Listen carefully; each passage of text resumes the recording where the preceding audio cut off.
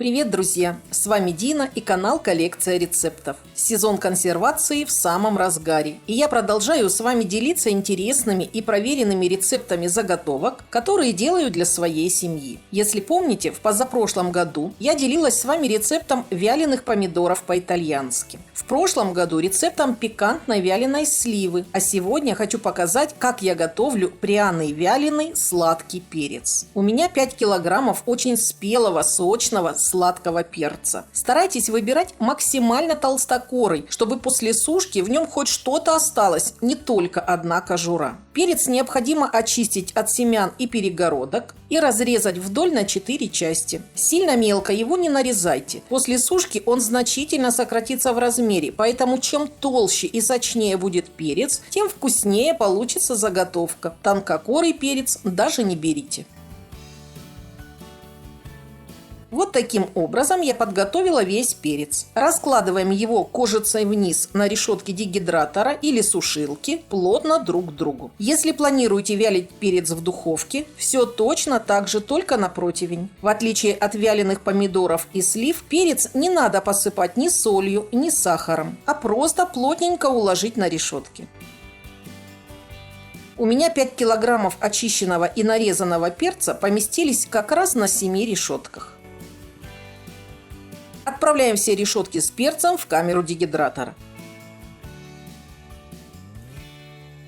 Задаем температуру 70 градусов и выставляем время 7 часов. В зависимости от количества перца, его толщины и сочности, а также температуры сушки, для получения желаемого результата уходит от 5 до 12 часов. Но ориентируйтесь не на время, а только на конечный результат. В итоге должен получиться вот такой перец. Сейчас я его сыплю в миску и обязательно взвешу.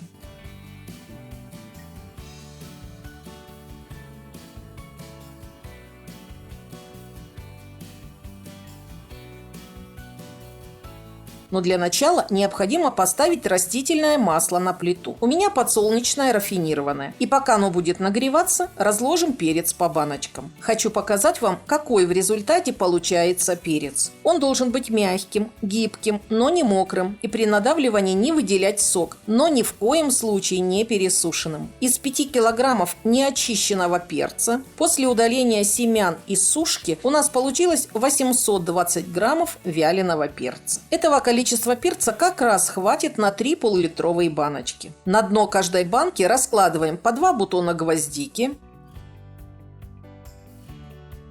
по 5 горошин душистого перца,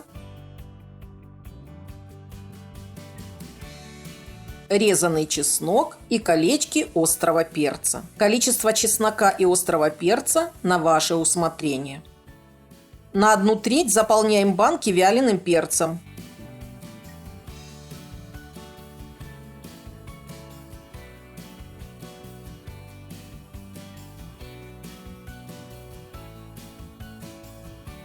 Снова резаный чеснок и острый перец. Раскладывайте перец в банке, уплотняя его. Так вам потребуется меньше растительного масла, чтобы заполнить все пустоты. Вместо свежего чеснока и острого перца можно взять сушеные. Таким образом, чередуя вяленый перец, чеснок и острый перец, доверху заполняем банки.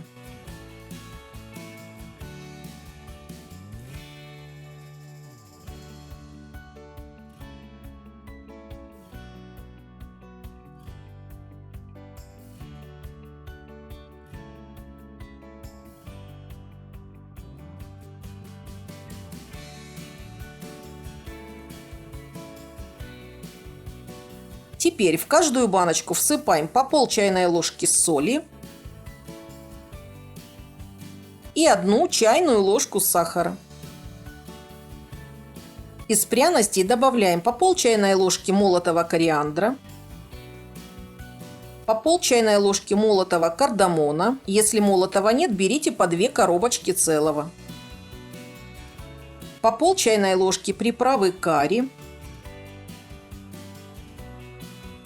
По 1/4 чайной ложки зиры, она же кумин. и по 1/3 чайной ложки черного молотого перца. Если вы не любите какие-то пряности, не добавляйте. В рецептуре этой заготовки нет строгих правил. Далее в каждую баночку наливаем по полной столовой ложке бальзамического уксуса. Если такого нет, замените на яблочный уксус или винный. Остается залить банки горячим маслом. Вы часто спрашиваете меня, до какой температуры надо нагревать масло. Чтобы проверить, хорошо ли оно нагрелось, киньте в горячее масло кусочек резаного чеснока. И как только вокруг него зашипит масло, значит оно достигло необходимой температуры. Но не перегрейте его и уж тем более не доводите до появления дымка. Разливаем горячее масло в банки, но будьте предельно осторожны, не обожгитесь. Именно благодаря горячему маслу перец проходит термообработку, своего рода пастеризацию, и такой перец точно не забродит. Кроме этого, именно в горячем масле все пряности максимально раскрывают свой вкус и аромат. Масло наливаем в банки столько, чтобы перец полностью им покрылся. Многие из вас задают мне вопрос, а куда можно использовать масло от вяленых помидоров, слив и перца? Друзья, этому ароматному маслу просто нет цены. Практически все соусы и салатные заправки на основе растительного масла я готовлю именно с таким маслом. Кроме этого, при выпечке хлеба добавляю его в тесто, причем вместе с кусочками нарезанных томатов, слив и перца. Также в консервацию, где по рецепту идет масло, стараюсь добавлять его. Использую как один из ингредиентов для приготовления маринадов к мясу, птице и рыбе. Сбрызгиваю им пиццу перед выпечкой, тосты перед запеканием или жаркой на решетке. Даже яичницу вместе с помидорами готовлю на этом масле. В общем, у нас масло расходуется даже быстрее, чем съедаются сами помидоры, сливы и перец. Закрываем банки крышками. И пока они горячие, несколько раз переворачиваем их вверх дном до растворения соли и сахара.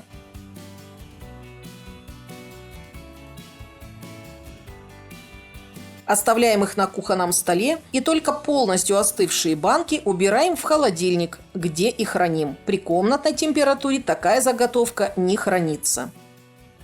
Ну что ж, друзья, я показала вам еще один рецепт приготовления сладкого перца. И очень надеюсь, что, как и многие другие, он придется вам по вкусу и станет одним из самых любимых. Готовьте во благо. Желаю всем приятного аппетита. Если вам понравился этот рецепт, ставьте лайк. Спасибо, что делитесь моими видео и оставляете свои комментарии. Не забудьте подписаться на YouTube-канал «Коллекция рецептов» и нажать на колокольчик. Напомню, что на канале есть различные плейлисты, в том числе заготовки и консервация, в котором вы найдете рецепты вяленых помидоров и слив. Все ссылки на экране и в описании. С вами была Дина. До новых встреч!